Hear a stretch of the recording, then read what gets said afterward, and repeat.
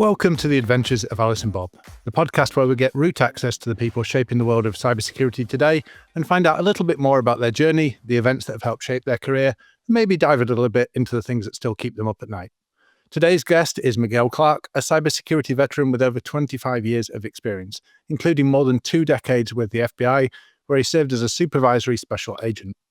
Miguel has worked on some of the most significant cyber investigations of our time, from helping identify how the 9/11 hijackers purchased airline tickets to leading investigations into nation-state attacks against critical defense infrastructure. After retiring from the FBI in 2021, Miguel has remained a respected voice in the cybersecurity industry, most recently serving as a cybersecurity and GRC evangelist at Armis Defense. He also goes out and speaks at international conferences for law enforcement across the globe. He's passionate about shifting the conversation around cybersecurity from flashy tools to the mindset, the skills, and the behaviors that truly create cyber resilience. So Miguel, welcome to podcast. It's good to be here. Thank you for the intro. I always love hearing these intros because I am not exactly sure who they're talking about. They always sound more fantastic than actually living the story that you're talking about. We're excited to have you be chatting. It sounded accurate, but it's like, oh, they're talking about me. And it's just, I know I try to stay grounded and not take myself too seriously and really just kind of enjoy the journey. That's a fantastic way to approach it. Really appreciate that. So let's start at the beginning. So when did you first become interested in technology? Oh, I would probably say formally in my early teens and maybe like 13, 14. So computers were always of interest to me, and I'm going to completely date myself right now. But the first computer we had in our house was a Commodore VIC-20, followed shortly by a Commodore 64. And so that really kind of started it. And I took to it like it was mine. It was a family computer, but good luck letting anybody else get to that. And this is back in the day where they had computer magazines. You needed hand input code by reading the pages, and you're either in BASIC or like machine language. You could actually just do the editing there and put the codes in. So that was it for me. And I may or may not have used written algorithms to solve my 8th grade algebra homework more quickly than maybe the teacher had intended. So it sounds way smarter than it actually was. Well, that's awesome. Yeah, I remember that was my first foray into programming was getting the random magazine, and then you'd be sitting there, you'd type it all out for however long it'd take, could be an hour or whatever, depending on how big, and then you go to run the thing, and you're like, it didn't work, right? Because of some typo somewhere. It's the first foray into debugging was the did I transcribe from the magazine properly? Absolutely, and then those tools got really smart. I mean, for that era, where it would tell you, it was like, okay, yeah, it's in this line. So you're going back through pages, flipping through the pages of the magazine, looking for that specific line. Yes. Yep. Not fun. And I believe actually, like, some of your interest in the world of kind of cyber traces back to a computer game called System Shock, which was about mid-90s, 1994, I'm thinking there. Yeah, it really is. So I had bought my first real computer, spent way too much money on a 486, like $2,100 for a 486, right? This is the fastest thing. Who's going to need more than, a couple of megs of memory? And then, I don't know, 8-9 months later, System Shock comes out. I'm like, oh, I want to play this game. And then I find out I can't play the game because it needs a Pentium processor, right? Like, we're into the next generation. And I had to get a Pentium 133 is what I ended up having to buy. And at this time, I never built a computer. I don't know anything about it. So I am working away, and I'm, I don't know, 3 hours into this, and I realize I need a new motherboard. So I got to go buy a new motherboard. And then I need new memory. So then I got to go drive back and get new memory, and then I need a new CD-ROM because that CD-ROM that I had wasn't going to work. So I must have made 10 or 15 trips to the to the computer store that was about 25 minutes away from the house. And so what should have been an hour project turned into a 19-hour project, and I was like, I'm never doing this again. Never in my life am I doing this again. And then 4 years later, I'm in the FBI and I'm doing it again, and I'm calling that fun, right? So clearly my definition of fun differs from most of your listeners. Yeah, I mentioned that, like, the System Shock game because I think it's an interesting one for someone who's kind of gone on your career journey, because it was this futuristic vision of hackers, of AI, of neural implants. Yes. That, you were playing as games before you got into this career. And then actually, as your career's gone on, these things have all turned into mainstream concepts and no longer the things of science fiction and that kind of thing. Was that lost? And did you, see that as you were going through your journey, like all these things that I was fascinated with in the games are now becoming real? Not really, no, but you mentioned it. And I was like, oh yeah, Shodan, this evil AI, right? And we're talking about AI and it's in space and it's trying to kill you. I'm not exactly sure why AI, tries to always kill people, but, so there it is. So now I'm thinking about it like, yeah, I've always been fascinated with technology. And I wouldn't necessarily call myself a people person, but in the FBI, you deal with people a lot. Although the power structure is different there usually because you're on official business, you've got the weight of the United States government behind you and your official business. So when you talk to people, it never really feels like an equal conversation. To me, it feels normal, right? It feels as normal as this chat here. But to other people, you're wearing a badge, you got a gun. There are other people there probably with you, and there's been a crime that's been committed or intelligence that you need to collect. And so people feel the weight of, I think, when it's done correctly, people feel the weight of that. Let's jump into your FBI story, actually, because it starts off in a slightly unusual way. So a lot of people come into the FBI through, military, police careers. And actually, there's a bar just down the road from where I live here in sunny Yorkshire. And they've got this big sign painted on the side. And it says beer, ! Because no good story starts with a salad. So maybe you can tell us how you manifested a career in the FBI over a beer. Yes. So at the time, I was working for a company that no longer exists, but was bought by Wells Fargo, and I was a credit manager. So I'm in my, maybe early 20s, and so it's a decent enough job for a first real professional job after graduating from college. And then I thought, I don't know what I want to do. So I'm having a beer with my buddy in Nebraska. Keep in mind, I'm living in Kansas City at the time. So this is 180, 130, 140 miles away. They're about some 2.5 hours away. And we're drinking and at a friend's house. And then I just said, I don't know what I'm going to do with the rest of my life. Maybe I'll just go be an FBI agent or something. Ha ha. Right? And then from my perspective, I don't know, probably about 3.5, 4 weeks later, I get a call from the FBI saying, hey, I heard you're interested in joining the FBI. So they are always listening then. I'm going to, yes, the FBI is always listening. And then I'm going to give you the story of what actually happened, which I found out later on. I had my best friend at the time, we're still close friends today, was at a party. He knew a lady and she was hosting this party. And this lady, she knew a guy, and this guy was his name's John Fleener. He was a prosecutor for the state of Kansas, so the Attorney General's office. And he knew a prosecutor in the United States Attorney's office in Missouri. And she knew the supervisor of an FBI squad.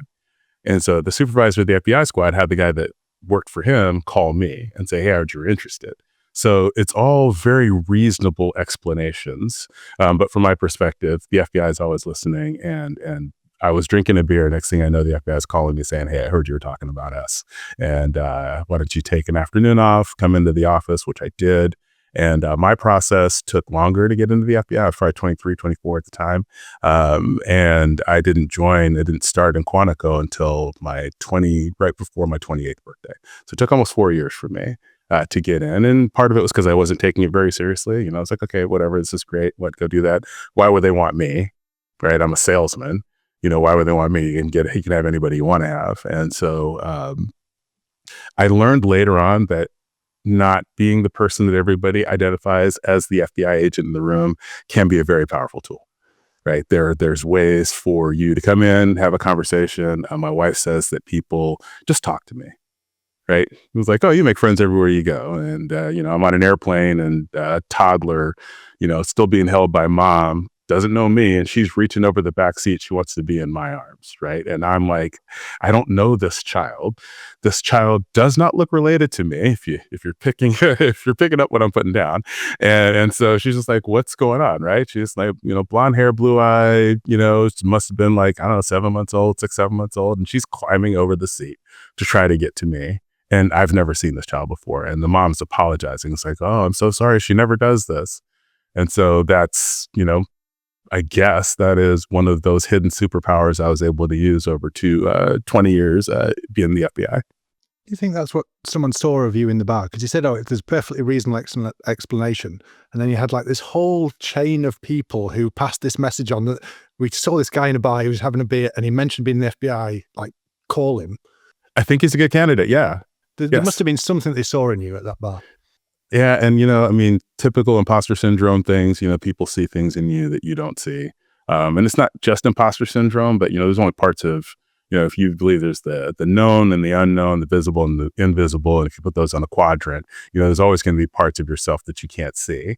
And so when other people see those things and then they start to assign value that you don't really understand because you'll never be able to see yourself in that way. Sometimes you just have to kind of go with that, right?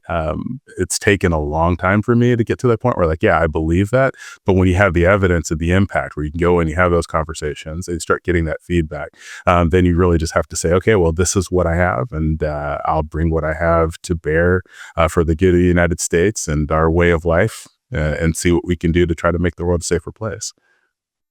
How did you actually realize that phone call wasn't a prank?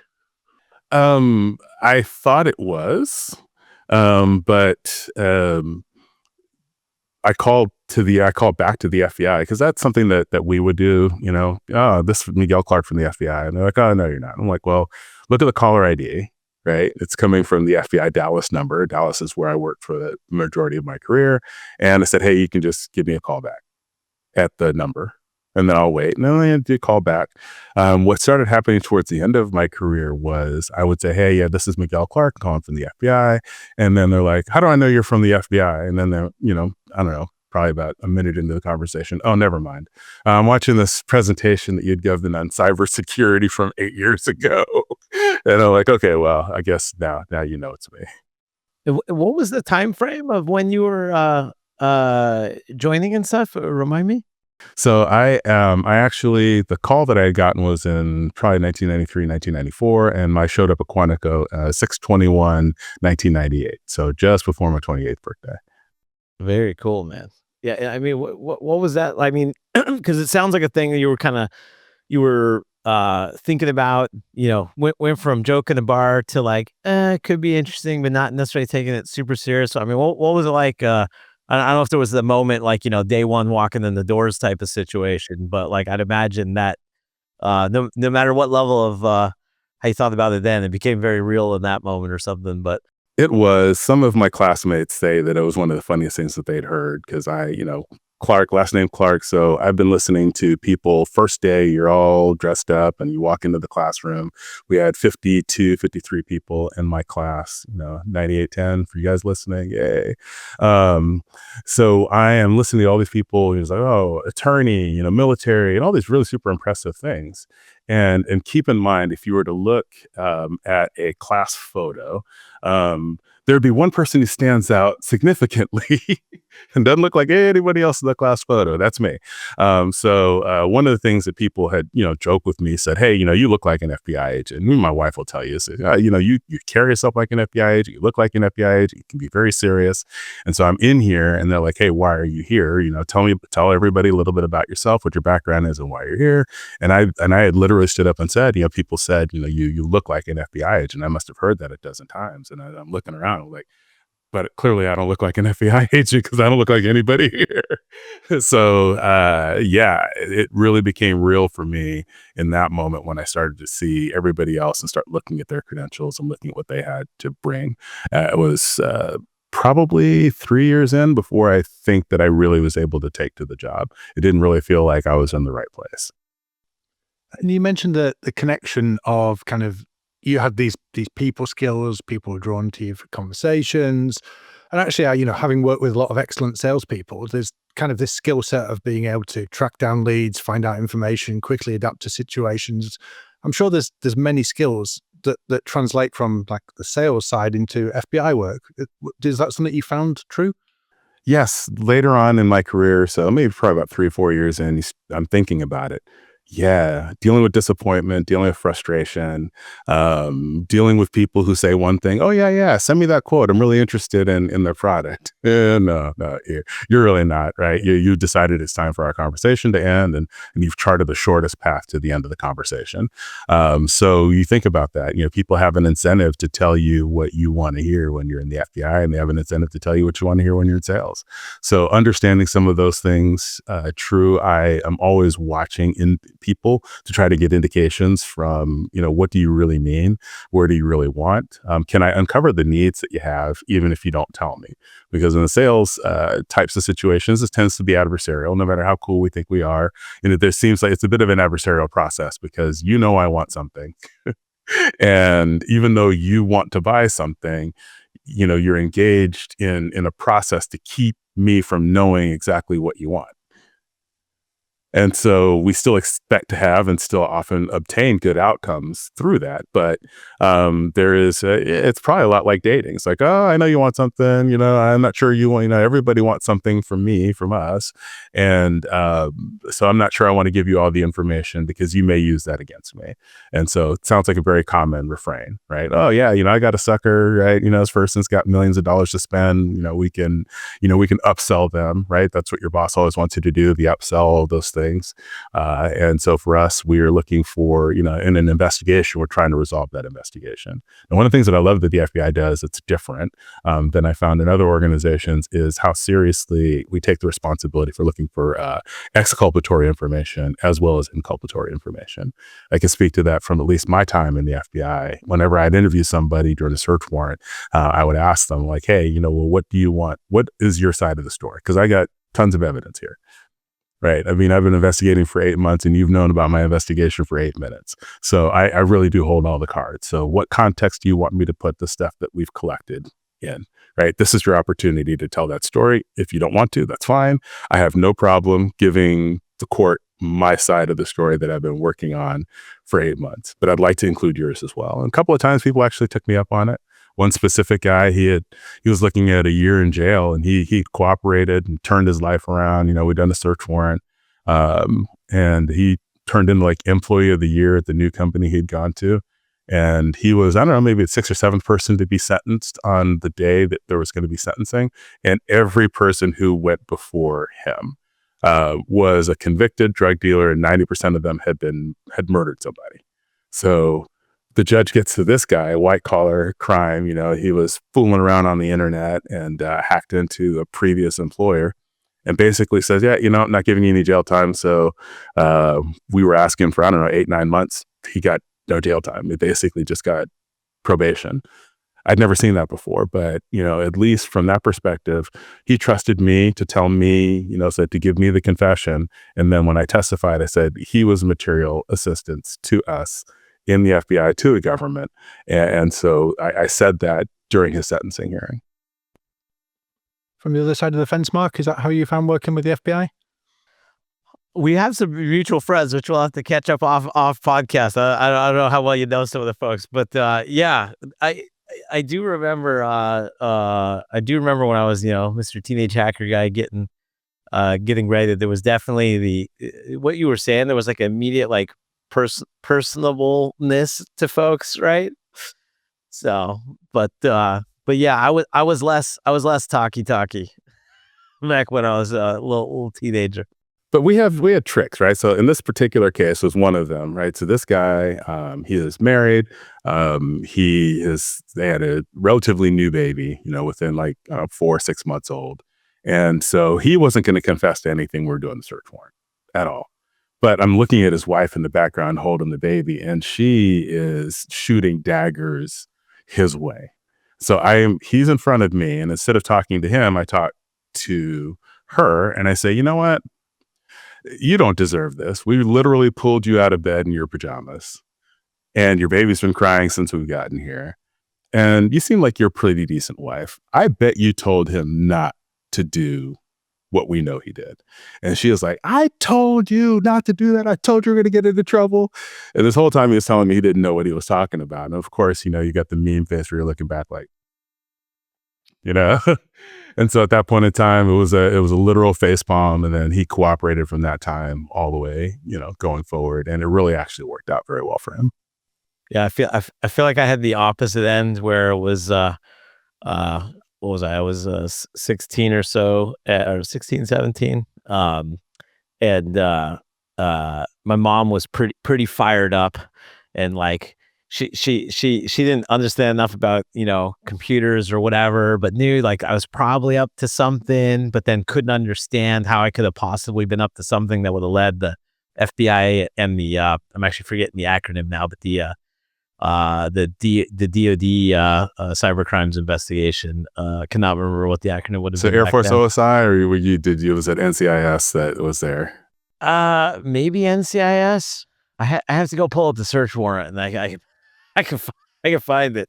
But I had the opposite thing where my mom was just like super aggressive, hot blooded Italian lady that just was like going off. And I remember at one point they had taken me and my mom to like go get lunch or something like that to try to just build the friendship or whatever was going on.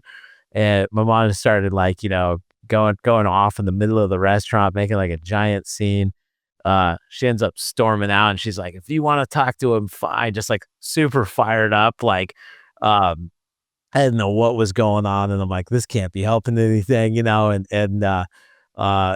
I just remember like the two agents just looking like, man, this poor kid and what he must have been through at home and everything else, So We had some of that too. We had there was one search warrant pretty early in my career, another cyber search warrant, and we have this very fine gentleman who is getting ready to go to work. He's a professional, but in order to calm his nerves, he likes to smoke a joint before he goes to work, right? Just calm his nerves and get ready for that day.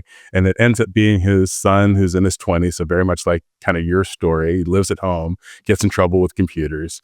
And we show up when the dad is outside smoking. And so he's freaking out, right? He's Jamaican. The family's Jamaican. So he's freaking out. He's thinking, like this police are going to kick me out, take me to jail and all this stuff. And my position was, hey, I'm not here to make a drug case. So if this bathroom that we've already cleared, if you need to go to the bathroom and then we can't find drugs anymore, then I'm happy. And look over at the task force officer. I'm like, are you happy with that? And it was like, yeah, because if you're not happy with that, then he'll stop being a task force officer. He'll go back to being a Dallas police officer or whatever, and then we can handle this. And he's like, no, I think I need to go to the bathroom. I'm like, yeah, sure. The door won't close, right? Flush, and that's good. And literally, the mom and dad they were yelling at us, or unhappy with us, and so I was the search warden kind of coordinator for that particular event. And I said very clear, I was like, listen, I understand that you're upset. I understand you want to be upset with me. I've got a job to do. And I made no choices that led for the FBI's need to be here. So if you want to be upset with somebody, be upset with your son. And then they were like, you know what? You're absolutely right. Like, yeah, I'm trying to help your son at the end of the day, right? We're here to do this. We can do it quickly, or we can just make this a really long and drawn out process. It's entirely up to you. You choose. I'm happy either way. And so now they focused all of their anger at their son, And so literally the last thing he asked before I left, he said, am I under arrest? I'm like, no. And he said, could I be under arrest? Because I think I'd rather go with you than stay here with them. I'm like, hey, we all make choices. So this is an incentive for you to make better choices. You're probably not going to jail based on what this case was at the time. So consider this a wake-up call for you, because I don't think we had a whole lot. We had enough to, for the search warrant, but it wasn't going to be one of those things where we didn't have a criminal mastermind that was there. He hadn't defrauded somebody, but, he just kind of infringed at that point in time. So I don't even think I'm not even sure the prosecutor went on to prosecute that case. And you mentioned there that in these situations, you end up working with task force, with local law enforcement, with some of these things. But when it comes to cybersecurity investigations, there's so many areas of jurisdiction. You cross local lines, state lines, and more often than not, it requires international collaboration. Yes. So maybe you could talk us through an example of dealing with Chaba Richter, maybe, and how that escalated from a standard criminal hacking investigation to something much bigger. Yeah, so this is fairly early in my career also. So I don't know, probably about 6 or 7 years in, get a call from Ericsson. They're the victim. They found a hacker. This hacker's doing some interesting things in 2005, and they can't catch him, really, right? They're behind him, but he's always ahead of them. And to give you an example of some of the things that he was doing was he was actually exfilling the data out of the company, but he did it differently, like real old school hackers. So what he was doing is he'd take the information that he wanted to exfil, and then he UU encode it and then screen scraped it to get it out. So it never showed up as a network transfer per se. They could see what he was doing, but they couldn't block it through firewall port protocols. It wasn't working. And so, of course, Ericsson headquartered in Sweden. And so we end up working with the Swedish secret police, which should have been my first clue, but it wasn't, because I'm thinking this is what we would call a 288 violation, which is the FBI's designation, 288 alpha. So it is a straight up computer intrusion, hack for profit, but not national security. To them, it is, because Ericsson is a defense contractor, which I'm not really thinking about. So they have criminal authorities and intelligence authorities, the same way as if you were like dealing with a Boeing or a Lockheed Martin or a Northrop Grumman here, we'd approach that very, very differently. Probably a lot like along the lines of what you were experiencing, Mark, where, your DOD representative shows up and they're not as jovial as your typical FBI agent, let's just say. We work the case, and we're, kind of figure out that SAPO has a better case. So I'm going to transfer all my case file information to them, and they set up a sting operation somewhere in Europe, found this guy. And from what I understand it, them finding him may or may not have looked like you might hear about in a movie.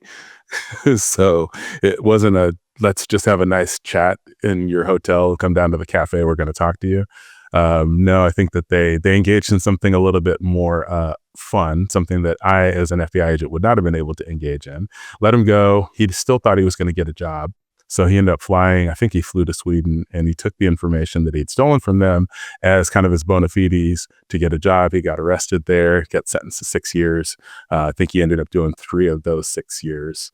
There. I really wanted to go to the trial, but I was unable to go. Really interesting case. The folks over at Ericsson that I was working with, the security folks, are really top notch. They took security seriously, but it just really kind of demonstrates that it's an asymmetrical threat. And if all you're going to do is, go into the boxing ring and try not to let a professional boxer hit you in the face, you're going to get hit in the face, right? That's just, it's a side effect of boxing. And with these international investigations, obviously, they don't always go the way you want. In that case, you didn't get to see the trial, but the person was caught and arrested. Are there cases where, you've worked very hard in an investigation, and then for whatever reason, things haven't gone the way you've wanted them to go? Yeah, so anytime you're dealing with Eastern Bloc countries, I have a theory, and it's hot take, so it's not the FBI's theory, it's Miguel's theory. But I like fast cars, and every time I turn on the internet and I see fast cars, there's always somewhere in Eastern Europe, and there's always folks that drive cars that are worth more than what most federal employees have in their thrift savings. And, they may or may not be wearing tracksuits in gold. And so I just imagine that, with the cybercrime being really kind of an industry and it being very, very lucrative, that a lot of this is state sponsored, and not state sponsored, but the state just doesn't really look at it. So you think about, if you have your hacker that works for your military or for your intelligence organization, and they're using infrastructure to target folks, it makes a lot of sense for everybody to use that infrastructure. Right? If you're trying to hide from people who are surveilling you, you want to go someplace where it's busy. Right? So if people are following you, you want to go to a busy location where there's other folks there so that you can draw the attention away. And I think a lot of the infrastructure that's being used by our adversary, our nation state adversary, they're trying to drag their activities across busy areas. So it makes sense if you're a hacker in Romania that, guess what? We can't maybe catch you. right? Or if it's like maybe one of the former Soviet states, a place where you would think of as being kind of like a hotbed for that. Yes, I believe that some of that infrastructure is allowed to be used. And I know from other things that I have done that I can't talk about quite yet, that infrastructure, that they make that infrastructure a little bit more public so that it's not just, hey, anytime I see this IP address, it is, the Chinese Communist Party that's here that's doing this. Like, that doesn't make a lot of sense. It makes sense for lots of traffic to be used on that compromised infrastructure. Yeah, absolutely. You see, I mean, I can't remember the name of it. There's a particular town in Romania that's known for having the greatest collection of sports cars, and all the local dealerships take cryptocurrency as the primary payment. And There you go. An established thing that people turn a blind eye because they don't think digital crimes against foreign countries are an issue for them locally. They can, turn that money around. So, well, if I think it was in 2018 or 2019 is the first time that we really started hearing somebody talking about cybercrime as an economy and not just as a problem. So, mirroring the any type of economy, like mirroring any country, you have that, right? You have the monetization that was there. And if I remember correctly, this report was saying that, entry-level folks, you're making somewhere between 40 and 50,000 a year. Your mid-level managers are, making 2, 3, maybe 400. And the folks at the top, there's multiple millions of dollars that can be made there. So you're a graduate from college, what would you want to do if you're in an Eastern European country, or you have the ability to get there, right? Do you want to come work in America for a $40,000 job and pay taxes? Or do you want a $50,000 job and you don't have to pay taxes? Right. And you can see the career path, because the career path is, those really nice sports cars that are sitting outside. I mean, it makes for a compelling story. And, I think it's easy to justify. We start thinking about, minimizing and, justifying, trying to do the justifications. Yeah. You're not selling drugs. Nobody's really getting hurt. Companies are the only real victims for a lot of these. So, the big evil corporations that you hear people talk about, they're the victims.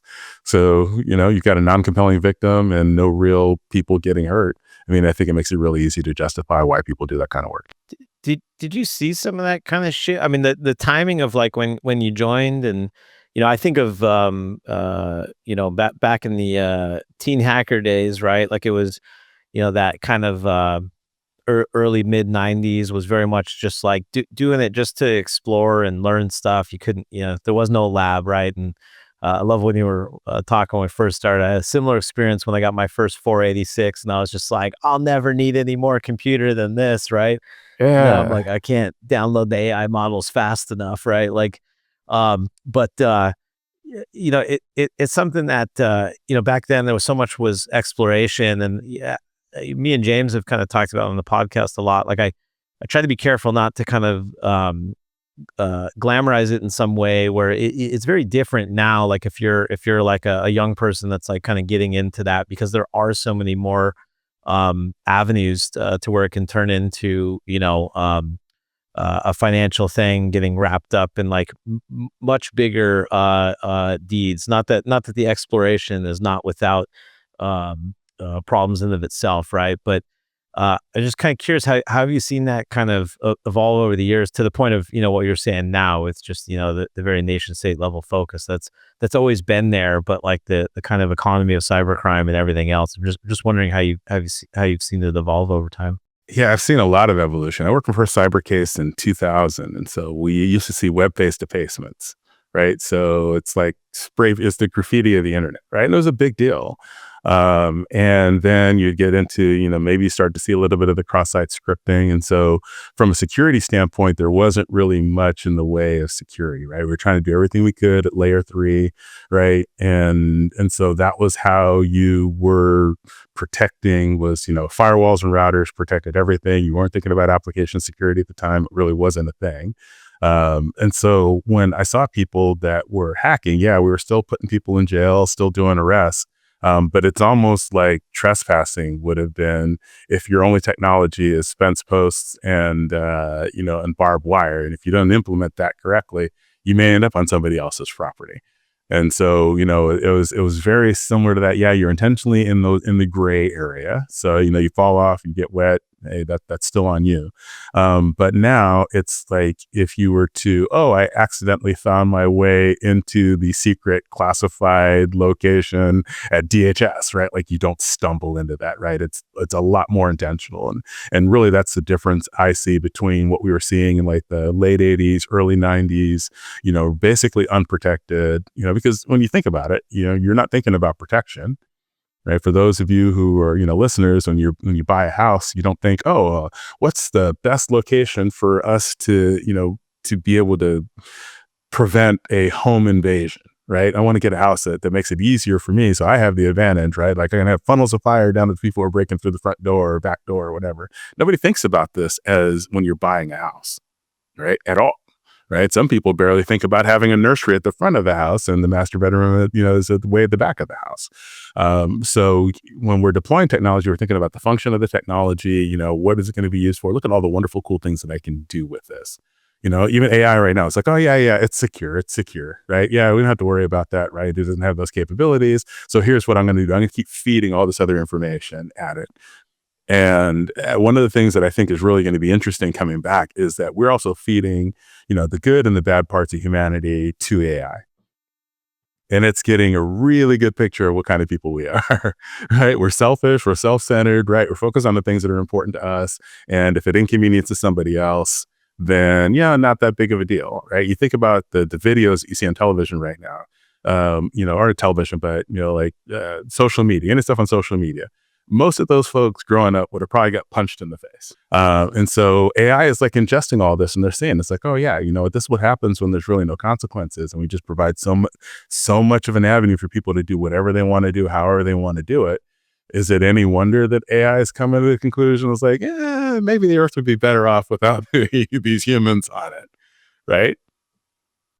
Actually, you were talking as well about the early days of the crimes you were investigating, and it was making me smile because you were talking about the website defacements, and I think it was the last guest we had on for part 2 was Tommy DeVos, Doggy G, who was part of the World of Hell hacker crew, going out and defacing all the websites. So it's nice that we're getting both sides of that story on the podcast.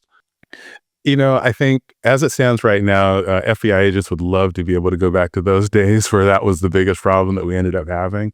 And now it's like, guess what? Some North Korea stole, $2 billion worth of crypto. I don't know why my camera is zooming in. I didn't do anything. All right. Let's take it back. You did say North Korea. You did say North Korea. So hey, yeah, you know what? Also always listening or something. Yeah, you should leave that one in because literally my hands are free and it just zoomed in all on its own. So yeah, I guess North Korea does not appreciate me talking about North Korea. Noted. I'm no longer in the FBI. How it works. I don't know why that happened. Shouldn't be doing visual jokes on an audio podcast, but anyway. What I think one of the things that's also super interesting is, and definitely part of your background, is that oftentimes we think about cybercrime in the sense of the things we're talking about, everything from like website defacement to financial angles and stuff. But there's also an aspect of in this case I'm going to ask you about, obviously not something as simple as crime, but like full-blown terrorism, where there is kind of digital tie-ins to even those sorts of scenarios, right? That aren't the sort of things we think about. And so no easy way to segue to it, but I was curious to talk about your experience with September 11th and kind of the digital aspect of I don't think a lot of times people think about that as a possible angle and kind of what the hijackers might have been leveraging or doing there from a digital perspective. So I think it may have been sophisticated back then. Again, we're talking about 2000, 2001. They were using email draft folders to communicate so that they would stay under the radar from Intel folks. They were able to leverage the fact that there was a big separation between law enforcement and counterintelligence. And you don't really hear too much about this, but if the Central Intelligence Agency knew that something was going to happen, and they decided they were going to tell an FBI agent about it to keep it from happening, they would have been prosecuted for breaking the law because there was really a wall between, the law enforcement side and the counterintelligence side. Now, the FBI has both missions, and they're one of the one of the few law enforcement organizations that are out there that have both missions under the same umbrella. Right. In the UK, you got MI5, you have MI6, and they have different missions, right? And really never the twain shall meet.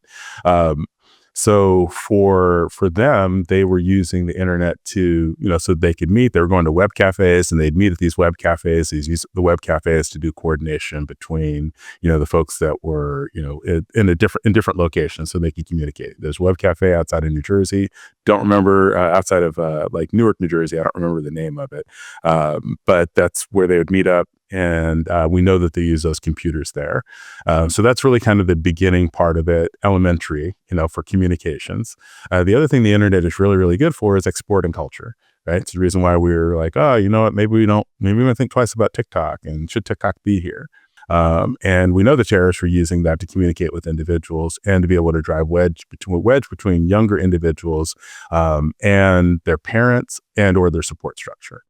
So it's really good when you've identified, and most of us will self-identify. If you look at the internet is full of self-identifications, right? Like these affirmations of people using the internet for therapy. And so you really are you're providing free advertisement for people who would want to take advantage of you and maybe use you, radicalize you, take that pain, take that disappointment, weaponize that against yourself, weaponize that against your current environment, and then be able to say, hey, look, they don't understand you, but I do. So when I was working as the supervisor of Crimes Against Children Task Force, you can see how the internet really helped those individuals be able to communicate with one another. You think about it, there's no real place that you could go and meet other like-minded people. So you knew you were on the fringe, but now you can be like a minor attracted person now. And so there's like groups and people talking about it, and it's been kind of normalized. And for anybody who has children, that should really scare you to the point where you might not want to go to sleep at night. Right. And so the internet is really, really good for enabling those types of communications. And here in the United States, we value freedom over privacy, which is a little bit different than in Europe. Europe values privacy over freedom. And so when you choose, people will give up freedoms to protect privacy.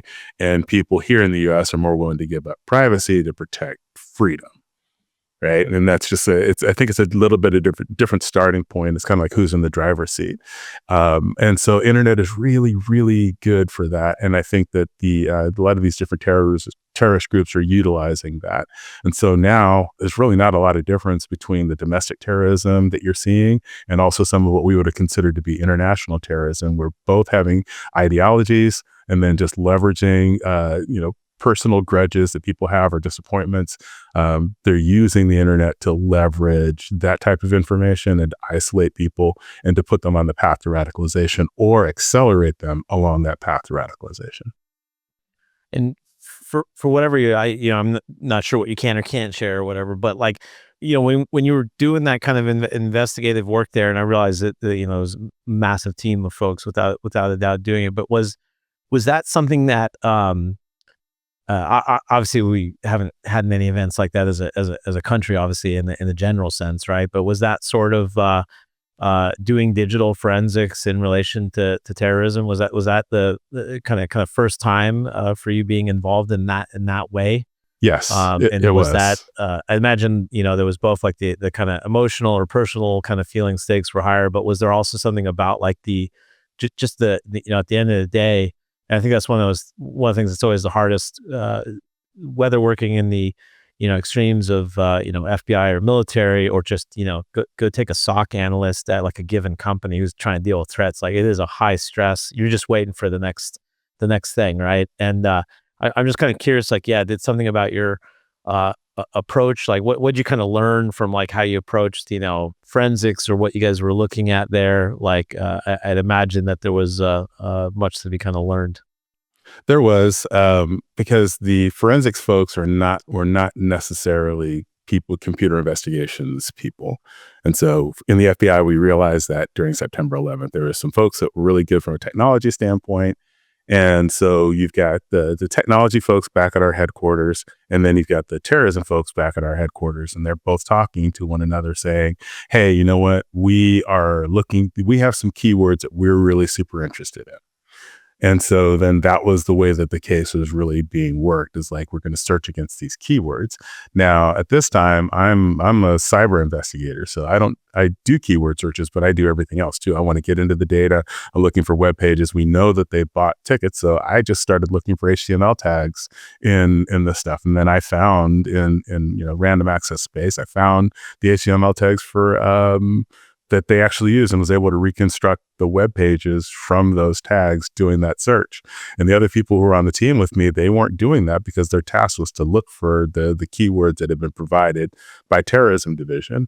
And so when you have a forensic process that's like that, and you have a customer, and the customer is saying, do these things, right? That's what they thought the entire process was supposed to be.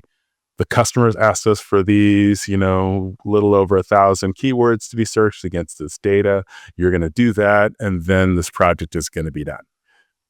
And no, I think it's a little bit different, but I'm still a relatively new FBI agent, right? I'm 3.5, maybe 4 years into the FBI at this point in time.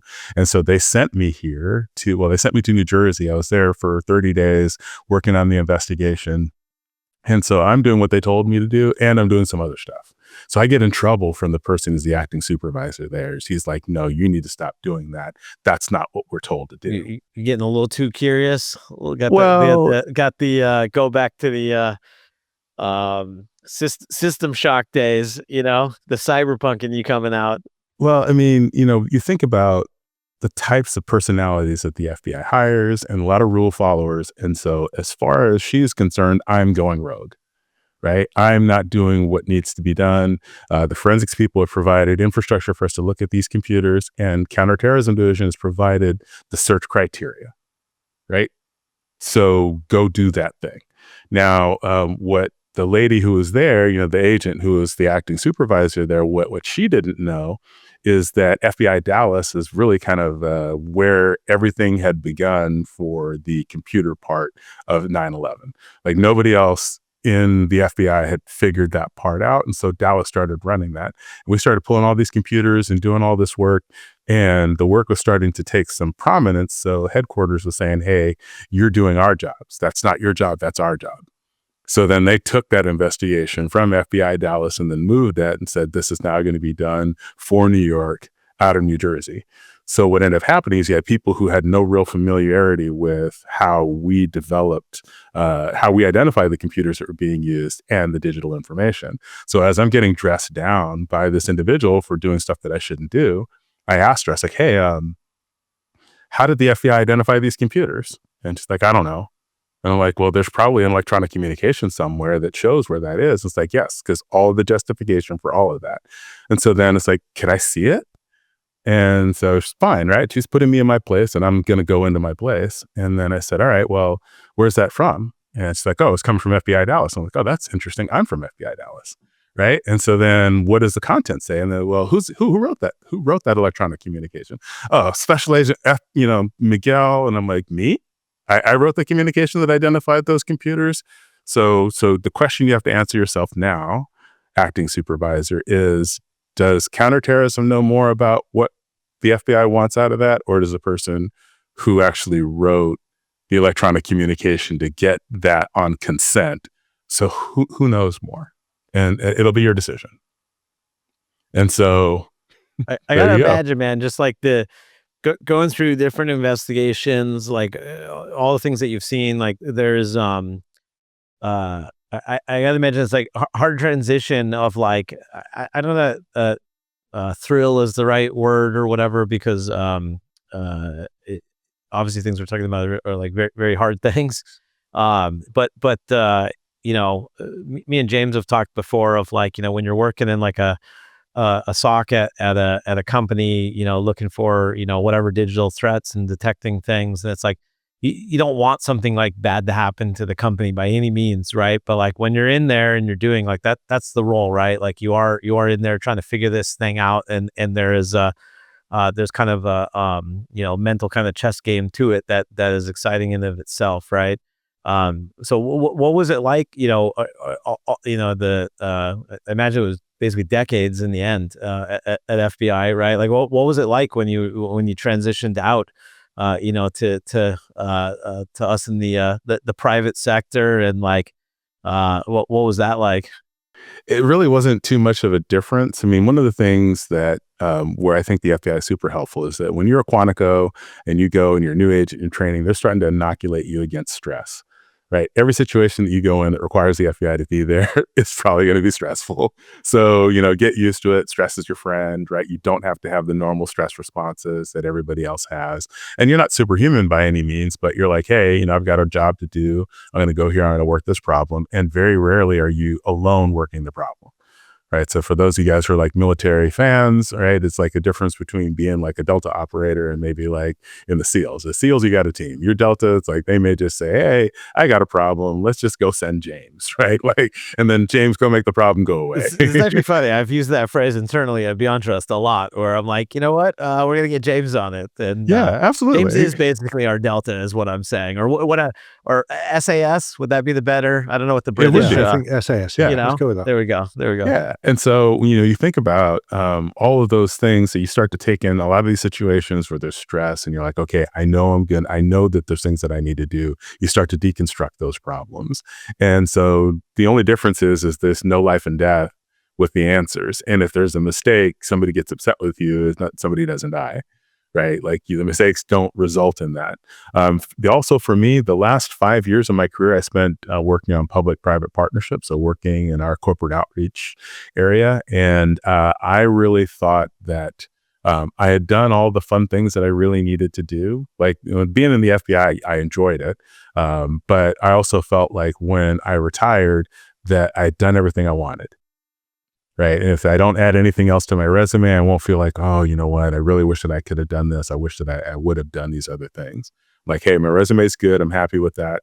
And so when I retired, I started thinking about what good can I do in other areas now? Right. I mean, my wife and, she put her career on hold basically for me and went into education. So now my job is to make sure that, as an educator, whatever she applies herself to, she's got an FBI agent or 2 or 10 that are behind her, like feeding information to her so that, she can have that best product. Right. So, she's looking at moving into a leadership type position. I'm like, oh yeah, you know what? You want me to help you write intel packages on all the people that are going to be working for you one day. And, we can figure out what's going to be the best leadership structure for, you to be able to engage them.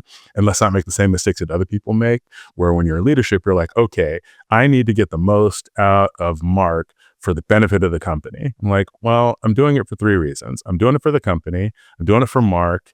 And then I'm also doing it just for myself. Right. And if I'm honest about those things, I'm like, these are the 3 reasons that I'm trying to get the best out of you. Right. Like, I think, Mark, you're going to feel better about the time that you spend working away from your family if we get the best out of you. Right. You accomplish a thing you didn't think you can accomplish and you do a really good job of that thing. You're like, look at that thing that I did. Right. When we were kids, they're like, look at our parents, like, look what I did. Right. We have that inside of us. And so we can tap into that. Look what I did. And then look at the obstacles that you had to overcome in order to be able to do that thing. And it's like, yeah, let me celebrate with you. Give me an opportunity to celebrate with you. And then I feel good because, look, you didn't see that thing that I saw in you. And so I feel good. You feel good. And then the company benefits. And so if we can really set up that type of a structure and we're dealing from a leadership perspective, then there really are no gaps with being able to kind of work with people and try to get the best out of them. And, FBI, that, as a leader, you're trying to achieve results through others. And the FBI, you don't always have your hands on the things that need to get done. There's almost always somebody else that's going to have to help you, whether it's a task force officer or whether you have a source or whether there's victim testimony or the subject, right? There's always somebody else that you've got to work with in order to obtain the United States, the goals that the United States government wants. And I think that's a fantastic piece of advice to end on here because we're just about out of time today. So really appreciate you for joining us today, Miguel Clark, and really appreciate everything you've done throughout that career. There's so many different areas you touched on there, keeping a variety of people safer, helping a lot of people out. And actually, like you said, having those conversations where you turned a bad situation for someone into a positive and actually turned it around for not just them, but actually the wider society. So really appreciate everything you've talked to us about today. Unfortunately, that's all we have time for today. So big thanks to our guest, Miguel Clark. As always, thanks to our super producer, Jesse, my co-host, Mark Mayfrey, and the team at Beyond Trust who make this podcast happen. I'm James Maud, and this has been Adventures of Alice and Bob with Zooms from North Korea. Thank you for listening to the Adventures of Alice and Bob. Do you have any stories from the cybersecurity trenches that would make our listeners' jaws drop? If so, we would love to have you on the podcast. Maybe you faced down a ransomware attack with nothing but coffee and determination, discovered a breach in the most unexpected way, or had a pen test go horribly wrong. Whatever your tale, funny, harrowing, or just plain wild, we want to feature you on the show. To share your cybersecurity war stories, email us at booking@merchantsmedia.com.